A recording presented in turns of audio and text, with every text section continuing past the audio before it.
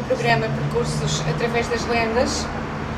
Nós vamos ver o que é que a Estação de Rio Tinto hoje tem para nos contar no âmbito de histórias do nosso património, histórias que podemos chamar imateriais, porque foram transmitidas de geração em geração, mas que à primeira vista não se vêem. No entanto, nos nossos percursos, nas ruas, nas praças, por meio desta paisagem, nós provavelmente, se procurarmos, encontramos algumas histórias. É disso que nós vamos falar hoje neste programa e vamos convidá-lo a ver que história, entre as várias histórias que com certeza esta estação tem, pois é uma estação que funciona já desde o século XIX, embora este edifício tenha surgido em 1935, tenha sido inaugurado nessa altura. Com certeza que haverá essas histórias, mas há uma em particular que eu gostaria de lhes contar e vamos ver realmente se encontramos aqui uma porta que nos dê acesso a essa narrativa.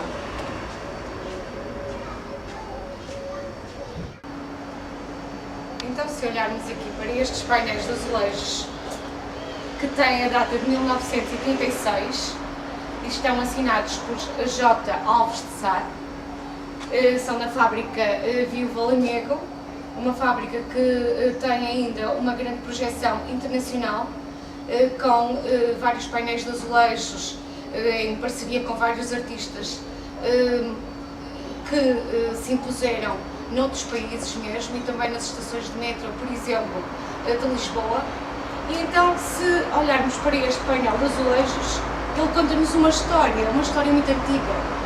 Conta-nos então que a região foi assolada por mouros, provavelmente, e segundo as várias versões, apontam para o califa de Córdoba, Ordóño II, e aqui temos realmente os cristãos aterrorizados, alguns a caírem feridos, os mouros a imporem-se, ainda nos cavalos, aqui parece um cavaleiro mouro no centro da contenda. E se continuarmos a nossa história deste lado, nós temos a continuação da batalha, uma batalha muito dura entre mouros e cristãos, em que parece que os cristãos já se estão a impor mais um pouco, já há vários cavaleiros mouros caídos numa corrente de água. Alguns autores chamam-lhe o ribeiro, outros chamam-o rio, dizendo eles que este rio era um rio de águas límpidas, um rio que ainda existe nos nossos dias e pelo menos aqui ainda o temos visível em alguns pontos da cidade. E então, continuando com a nossa história, nós vemos aqui impor-se um cavaleiro que, pela identificação que está em baixo, será o conde Hermenegildo, a impor-se totalmente perante os outros cavaleiros, claro, perante os mouros, que já não se vê em grande destaque. Nós vemos à volta do conde Hermenegildo, vemos cavaleiros com as armaduras que os identificam como cristãos, e vemos esse rio aqui embaixo, que segundo os relatos desse património que nos foi passando de geração em geração, ficou tinto de sangue alguns autores dizem até que esse sangue era exclusivamente dos mouros, os mouros vencidos. Claro que há várias versões também, algumas dizem que não houve um vencido nem um vencedor, mas o facto que parece apontar, portanto, para esta linha invariante da lenda é que os mouros acabaram por sair daqui ou vencidos ou realmente desmotivados perante as tropas e perante a força que as tropas cristãs lhes impuseram. Entre as várias versões lendárias, há uma que é um bocadinho diferente da maioria, que nos foi apresentada por Frei Agostinho de Santa Maria, e pela curiosidade eu gostaria também de a contar.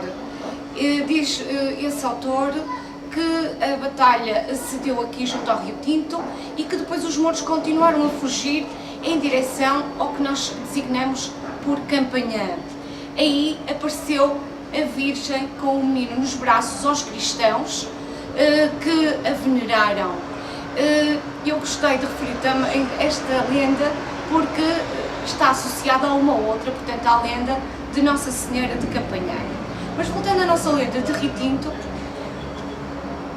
os mouros, se calhar, segundo a lenda, segundo a tradição, encheram então este rio do seu sangue e então é a porta que nos dá acesso também a esta história, para além destes painéis de azulejo, é precisamente o nome desta cidade, o nome de Rio Tinto.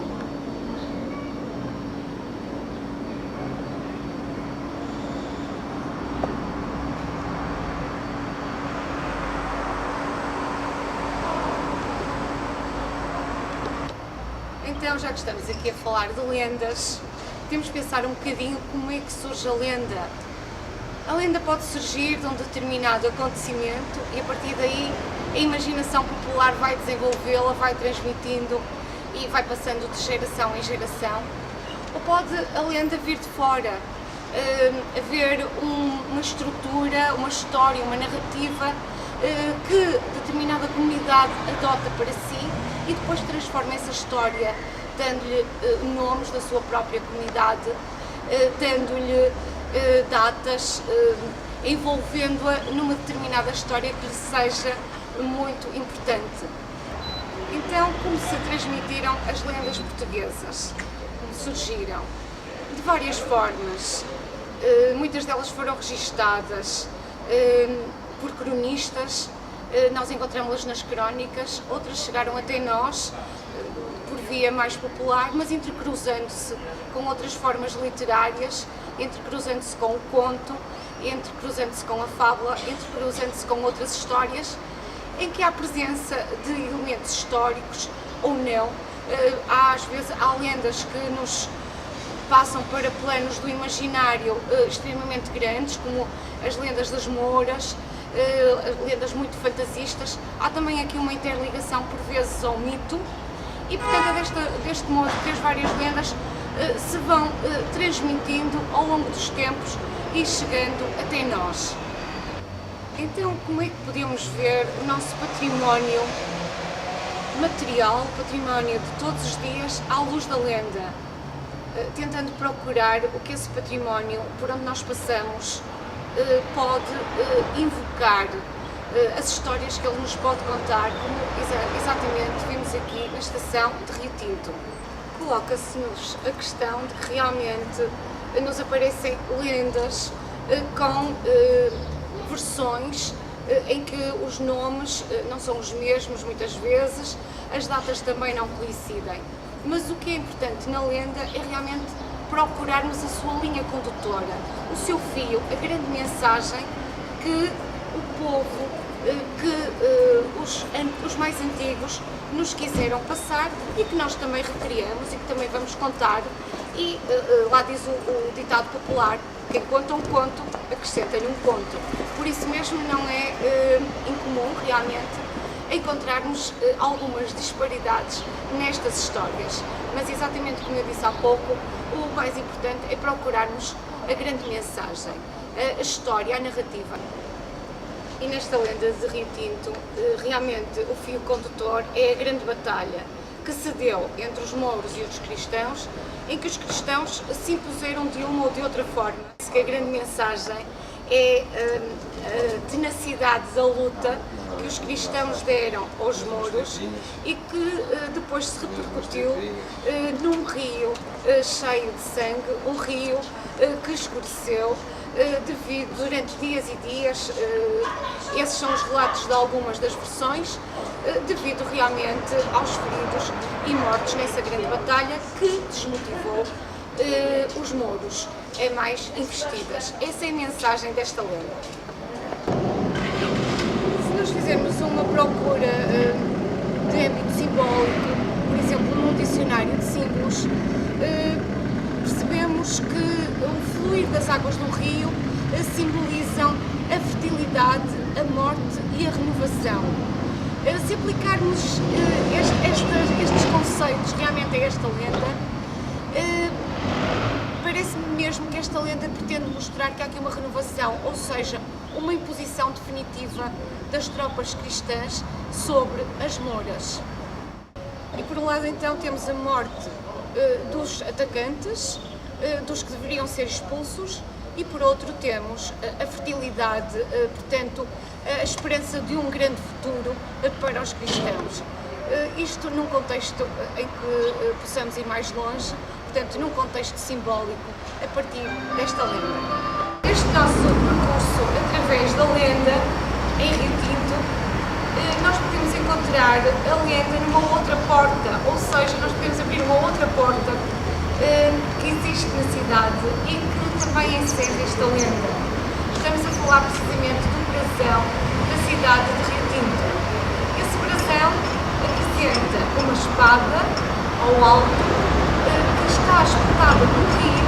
Este rio vermelho com duas margens num tom claro, parece um tom de pele. Dos lados, na parte mais alta, nós temos o símbolo da atividade agrícola de Rio Tinto, representado com duas espigas, uma de milho, outra de trigo, e do outro lado uma roda dentada, portanto do nosso lado esquerdo olhando para a imagem, uma roda dentada que representa a indústria. Ora, se voltarmos aos elementos iniciais, cá temos a representação da lenda de Rio Tinto, inclusivamente através das suas cores, o vermelho do sangue, que segundo a lenda permaneceu muito tempo nesse rio, que era um rio de águas límpidas. Mais uma lenda de um rio, a lenda do Rio Douro. Então, segundo esta história, quando Deus criou o mundo, mandou que os vários rios corressem para o mar. O Douro adormeceu, ele, assim como os seus dois irmãos, o Tejo e o Guadiana, e o Douro, que era um rio extremamente descansado, deixou-se a dormir de manhã. Contrariamente, o Guadiana tinha acordado cedo e aí foi ele calmamente em direção ao mar. O Tejo, por sua vez, foi o que acordou em segundo lugar, mas também ainda atravessou alguns montes, até que depois se espraiou, se espreguiçou em bonitas lesírias. O Douro, quando percebe que o sol já ia alto, que estava muito atrasado, aí vem ele a correr, cortando desfiladeiros, montes, até que tenta chegar o mais rapidamente ao mar. E a verdade é que dizem que o Douro foi o primeiro a chegar. Há também alguns autores, embora esta história não seja assim muito conhecida, mas há alguns autores que dizem que a palavra Douro também é uma porta, ou mostram que a palavra Douro é uma porta também para uma história magnífica, que nos diz que apareceu ouro misturado com as areias do Rio Douro. E daí o seu nome. Será que é verdade? Deixamos a estação de Rio Tinto e viemos procurar outras marcas deste rio. Estamos aqui junto ao seu curso e cá temos a Avenida do Rio Tinto. Não queria deixar de terminar com algumas frases que encontrei relativas à forma como este rio era importante para Rio Tinto. E então encontrei na obra de Camilo de Oliveira, Apontamentos Monográficos de Gondomar, uma citação que este autor faz de Frei Leão de Santo Tomás e que diz assim: "E achei este excerto muito curioso. E se as águas do rio se turbaram em tempos mais antigos com o sangue dos bárbaros e infiéis, a presença e existência do glorioso São Cristóvão, que os fiéis depois fizeram padroeiro do mosteiro, que naquele lugar edificaram, juntamente com a observância das religiosas dele, as purificaram e santificaram, e não à corrente das águas do seu rio senão também à terra e campos vizinhos, como diz o dístico seguinte. Eu vou ler em português, segundo a tradução do próprio autor. A corrente do rio, com manchado sangue, vai suja, mas quem traz consigo Cristo purifica e sagra campos e ribeiros. Ora então, este rio, depois desta veneração ao São Cristóvão, e segundo a tradição popular, é um rio que está santificado. E espero que nos façam companhia no próximo programa, em que teremos mais percursos através das lendas.